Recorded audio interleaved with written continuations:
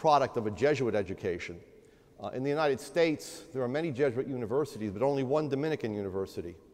Of course, that was the university my son decided to attend, despite my best efforts to the contrary. And on his first visit home from the university, he told me a joke that was inculcated into him by the Dominicans. And it was the question, what is the difference between a Jesuit and a Jew? And I said, I don't know, what is it? He says, the Jews know they're not Catholics.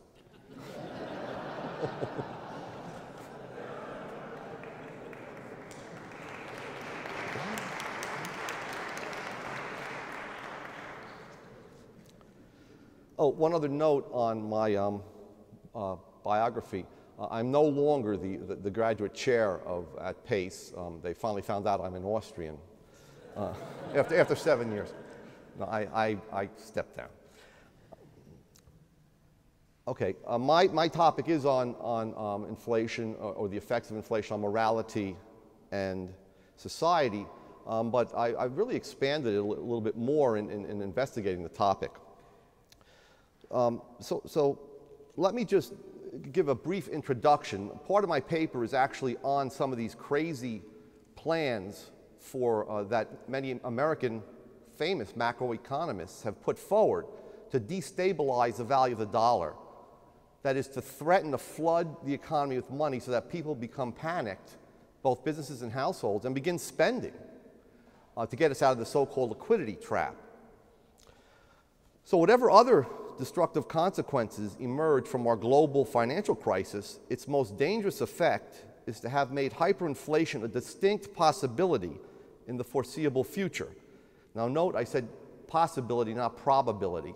So please don't come up to me after the lecture and begin asking me for investment advice.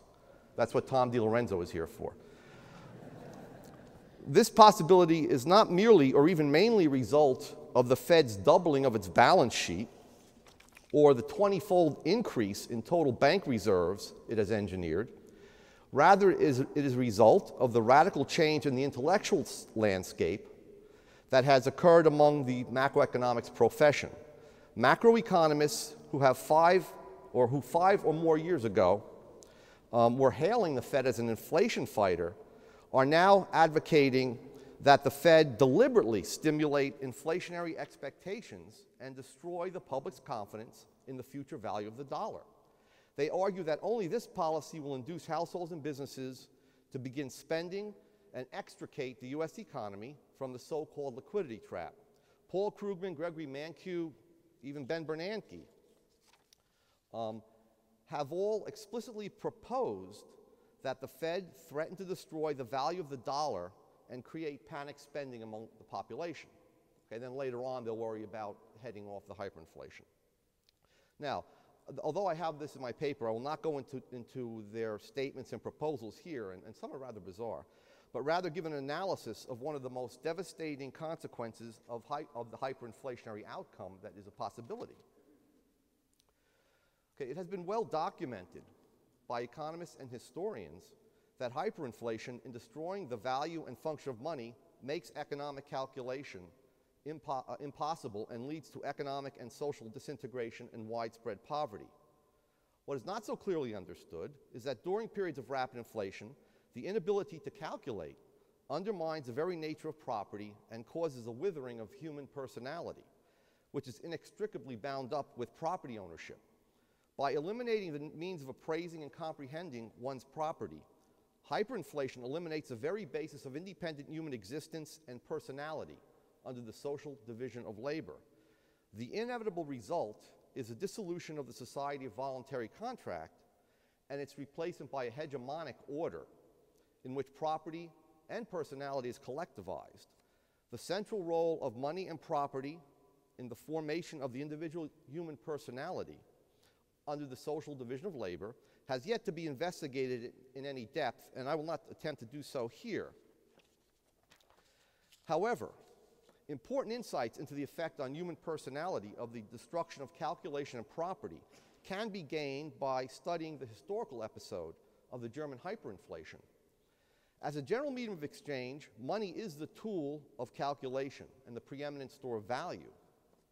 Once the future value of money becomes impossible to reliably forecast, ordinary people lose the ability to preserve their accumulated savings and thus become incapable of planning for the future. They cease to actively employ time as a device for effecting improvements in future welfare by exploiting lengthier and more fruitful processes of production. Instead, they are compelled to passively experience time like beasts do, as mere duration. This leaves them little recourse but to dissipate their wealth and energy in seeking after immediate gratification. The rise in time preference, that is a premium on present goods over future goods, undermines the value of productive work, thrift, and sober investment, and brings about a social revolution in which the middle classes and the productive rich, the entrepreneurs, the capitalists, the inventors, are destroyed and replaced by gamblers, con artists, swindlers at the top of the social structure. Inflation does not just wipe out the savings of the productive classes and divert their energies into sterile and corrupt pursuits, however. It also deforms and attenuates their personalities. Whether we like it or not, men and women exist in a world where they cannot live and flourish, either physically or spiritually, without property. As the founder of the Austrian school, Karl Menger, pointed out, property is not an arbitrarily combined quantity of goods, but a direct reflection of needs, an integrated whole, no essential part of which can be diminished or increased without affecting realization of the ends it serves. Thus, property is a foundation of human personality. No planned movement, activity, or meaningful expression is possible without it.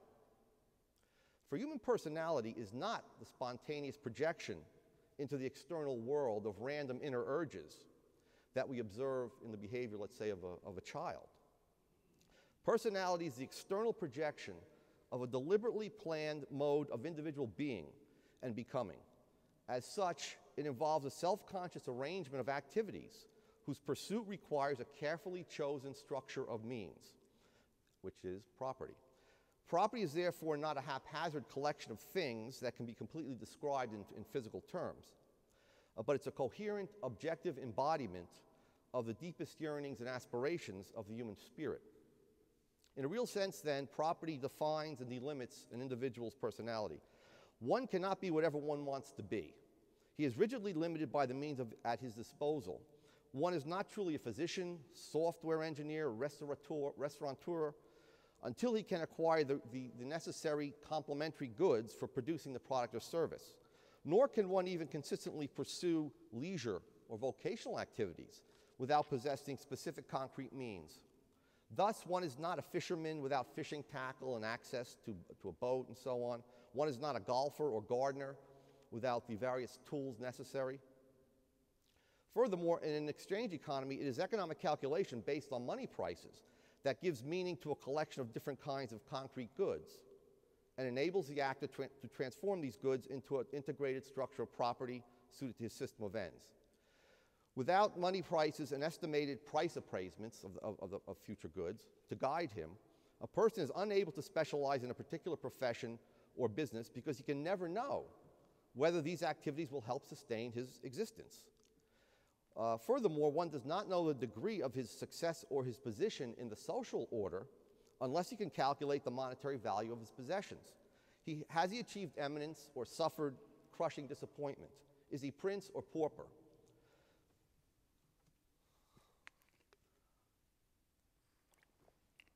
People do not even know what or who they will become in the future without knowing the monetary value of their accumulated savings and assets. All their plans for themselves and children are shaped by this knowledge. Will they likely be retirees in a gated community on a golf course in North Carolina, where many Americans retire? Or will they, at the age of 60? Or will they be greeting customers at a Home Depot when they're 70 years old? Money and property are thus essential elements in the socio-economic process conditioning what an individual human being is and can become. Without economic calculation based on sound money, not only is it impossible for entrepreneurs and businesses to reasonably calculate the outcome of alternative production decisions, it also becomes problematic for a person to even know who he is or to reasonably assess the possibilities of what he can become. During the German hyperinflation, for example, university professors and high-ranking civil servants on relatively fixed salaries could no longer support themselves and their families. And overnight they became taxi drivers and waiters, with all that implies for their professional and personal relationships, future prospects, and social position. In the extreme case of hyperinflation, as the value of money hurtles towards zero, property loses its meaning. Human personality withers, and society disintegrates. This all-important connection between property and money on the one hand and human personality on the other was dramatically expressed by the German historian and sociologist Conrad Hayden, an observer of the great German hyperinflation that culminated in 1923. Wrote Hayden, "The German people was one of the first to witness the decay of those material values which a whole century had taken as the highest of all values. The German nation was one of the first to experience the death of unlimited free property, which had lent such a royal pride to modern humanity. Money has lost its value. What then could have any value? Of course, many were accustomed to having no money, but that even with money you had nothing. That was the twilight of the gods, as horrible as anything that Wagner could have foreseen. A cynical frivolity penetrated men's souls. No one knew what he really possessed, and some men wondered what they really were," unquote. Haydn's insights are illustrated in the statements of a woman who lived through the German hyperinflation, Erna von Pustow, a middle-class resident of Hamburg who was interviewed by the eminent American writer Pearl S. Buck. Pustow's reminiscences reveal how the German people lost their intellectual and spiritual moorings amid the calculational chaos of hyperinflation. The inability to perform simple arithmetic calculations with money that were a matter of routine in the past sowed confusion of thought and wreaked havoc with language. As Pustow recalled, quote, "But you see, we could hardly say that our mark was falling, since in figures it was constantly going up and up and up. And so did the prices, and this was much more visible than the realization that the value of money was going down. It sounds confusing, doesn't it? But this confusion belongs to inflation, is inseparably connected with it, and was one of the reasons why people gave up thinking things out. It all seemed just madness, and it made the people mad," unquote. Referring to a popular song of the day, Pustow quoted the following lines, "We are drinking up our grandma's little hut and the first and second mortgage too," unquote. She then remarked, "Saving is the very source of wealth and health of a sound nation. But we have no longer a sound nation. We are on our way to become a crazy, neurotic, a mad nation." Pustow also commented on the spiritual trauma inflicted by the sudden collapse of the social structure. She lamented, quote, "It was a sad world, a world in which none was better than the other, and all was a matter of chance and degree. A sad world, and a sad conception for a girl who still remembered the good old times of grandma. Our times made us cynical," unquote. A music lover, Pustow related an ordeal in which she and other suddenly very poor middle-class friends were forced to wait for hours in line to purchase standing room tickets for Wagner's The Twilight of the Gods.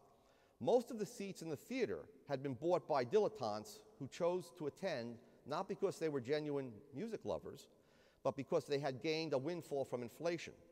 This incident impressed on Pustow that the malfunctioning of money penetrated the very core of one's self-identity and radically reshaped her most cherished goals and beliefs about the world.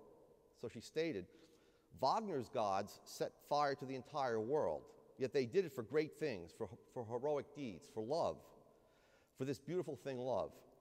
And how is it with us? We fight for tickets, we fight for pennies. It is these ugly little things that break us down. It was all so mixed up with money. We used to consider money as nothing, and we said, money is dirty. One doesn't speak of money. And here, everything was mixed up with money, and with small sums only, and small things," unquote. Now, Hayden, the sociologist, vividly summarized the general lesson of the experiences of the millions of Germans like Erna Pustow and who were caught up in the hyperinflation. And I'm quoting him. "Man had measured himself by money. His worth had been measured by money. Through money, he was someone, or at least hoped to become someone. Men had come and gone, risen and fallen, but money had been permanent and immortal. Now the state had managed to kill this immortal thing. The state was the conqueror and successor of money, and thus the state was everything. Man looked down at himself and saw that he was nothing," unquote. Thus, as Haydn keenly perceived in Germany, the abolition of money through hyperinflation rendered property meaningless and thereby obliterated the ontological basis of the formation of the human personality. Social and economic institutions, long taken for granted, disintegrated and disappeared, and the social structure itself began to dissolve, causing human existence to become atomized and aimless. Thought, language, values, culture, all were deformed, as the interior life of the individual was inexorably drained of meaning and purpose, and in a large measure extinguished. Haydn concisely summed it up. The state wiped out property, livelihood, personality, squeezed and pared down the individual, destroyed his faith in himself by destroying his property, or worse, his faith and hope in property. Minds were ripe for the great destruction. The state broke the economic man, beginning with the weakest. Now here he doesn't mean economic man, he means the bourgeois man, one who has emerged out of the private property owner. There was nothing definite left but the state to fill the economic and spiritual vacuum created by the German hyperinflation. Now, a shrewd and cunning German politician, Adolf Hitler, understood the nature of inflation as a gigantic material and spiritual swindle, and recognized the deforming of German souls and personalities and the corresponding disintegration of German society. Hitler both taunted the German people for acquiescing in the swindle and at the same time promised them material relief and spiritual regeneration in the state, the successor of money. Haydn reported that Hitler told the following story at a meeting in the summer of 1923. Quote, "We have just had a big gymnastic festival in Munich. 300,000 athletes from all over the country assembled here. That must have brought our city lots of business, you think. There was an old woman who sold picture postcards. She was glad because the festival would bring her plenty of customers. She was beside herself with joy when sales far exceeded her expectations.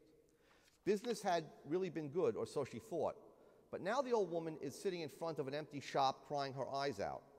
For with the miserable paper money she took in for her cards, she can't buy 1/100th of her old stock.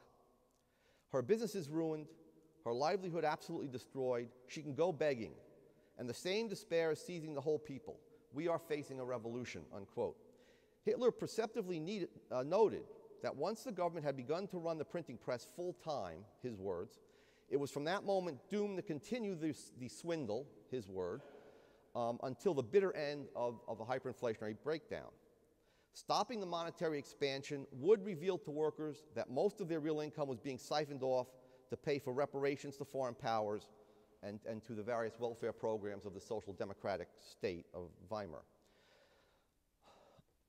In the meantime, people's confidence in the established moral and social order associated with capitalism would be shattered as the vicious would replace the virtuous at the top of the socioeconomic structure.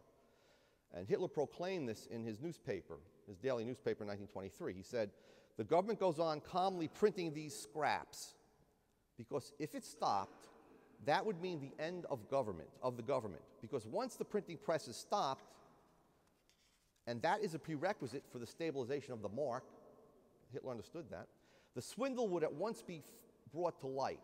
For then the worker would realize that he's only making 1/3 of what he made in peacetime.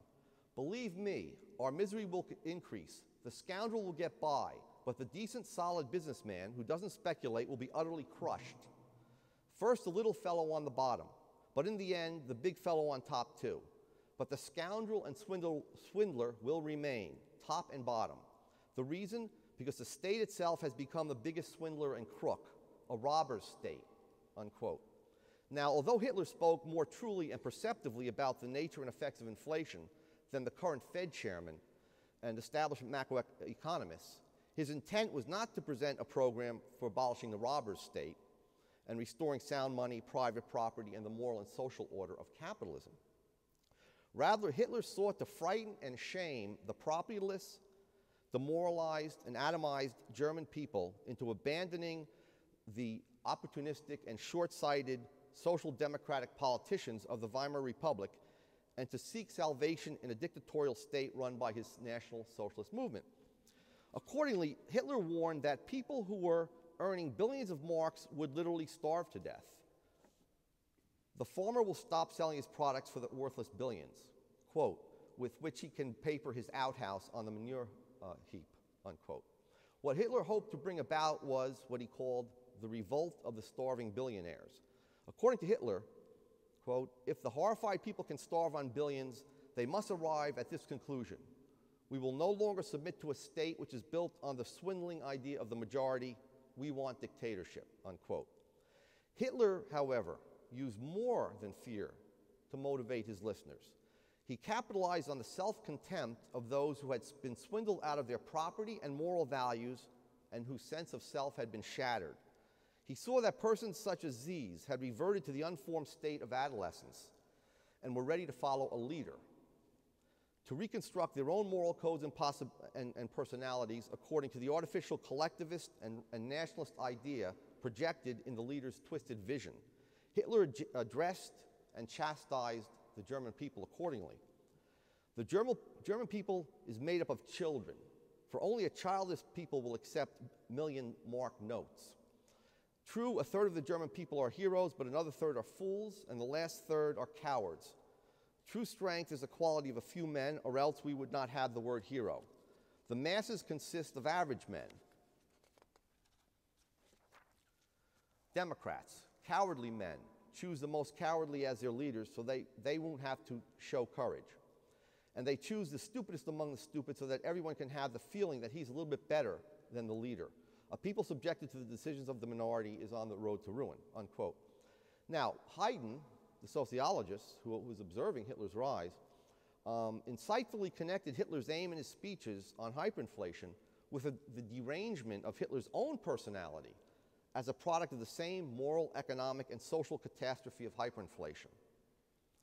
Haydn characterized the link as follows, quote, it was the artificial building of a new national character, an ersatz character, an attitude created in accordance with an artificial plan, that is, a personality created for the people by the leader.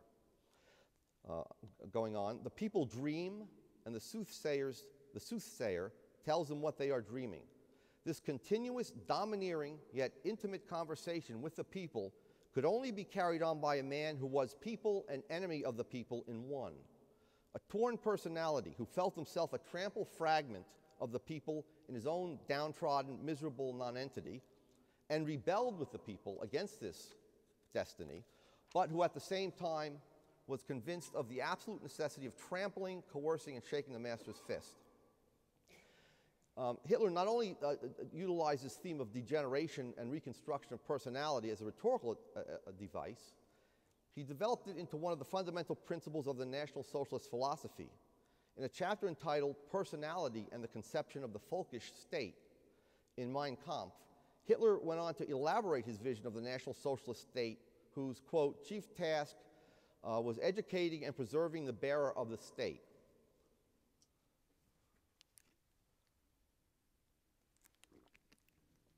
Underlying the state would be a philosophy that builds not upon the idea of majority, but upon the idea of personality, unquote. For Hitler, personality was born of inventive ideas and creative actions of especially able individuals, but only reached its full realization in the organized state, and especially the leadership of that state. Individuals do not possess personality, but are possessed and molded by it. Their being does not emanate from within, as it does in the property order, but penetrates from without, from the leader and the organized state.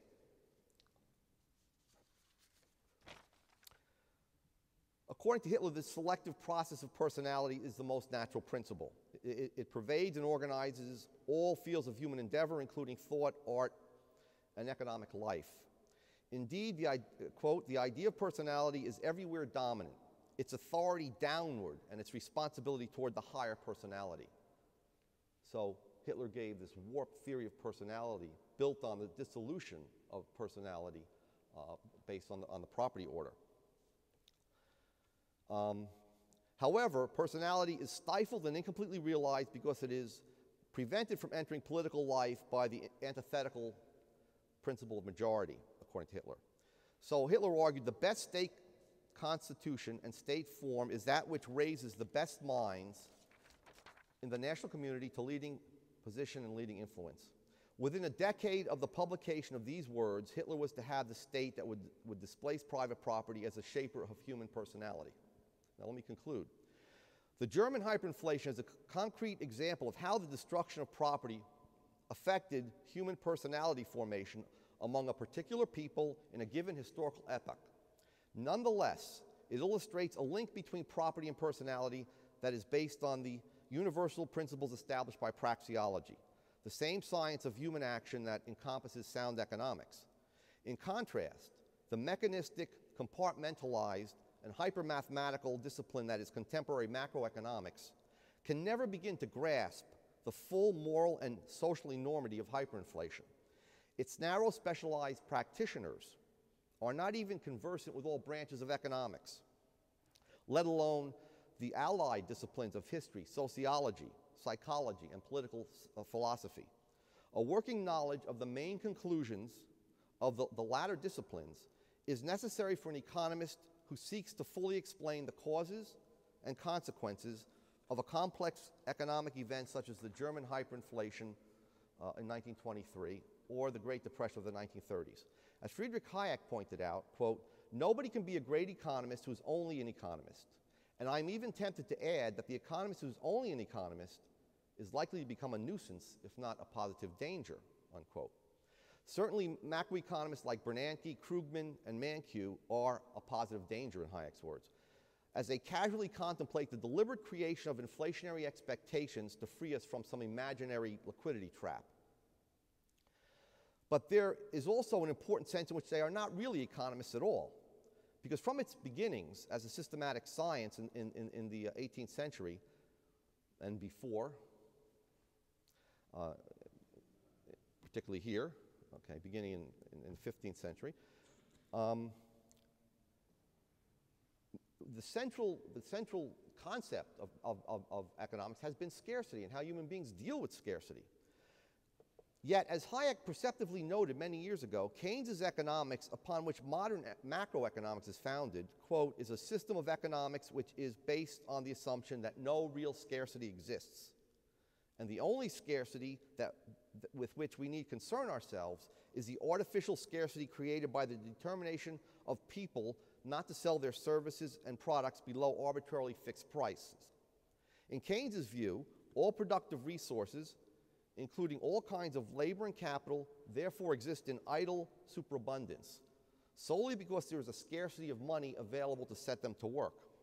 So Hayek concluded, and I'm quoting him, "The existence of interest in such a world would be due merely to the scarcity of money, although even money would not be scarce in any absolute sense. It would be scarce only relative to given prices on which people were assumed to insist." So, as Keynes pointed out, within a generation of pushing the interest rate to zero, we would no longer have scarcity in the world. I mean, that's what he believes. If you look at the last few, if you want to know the real Keynes, read the last few chapters, okay? Including, I think, the prospects for our grandchildren. By promoting a zero or even negative interest rate and contriving policies to destabilize the value of money and induce panic spending, contemporary macroeconomists have returned to Keynes's primitive and contradictory conception of an economics of abundance. But instead of guiding us into a paradise of full employment and personal fulfillment, these policies will propel us inexorably toward the destruction of the natural private property order and the individuated human personality which it gives rise to. Thank you.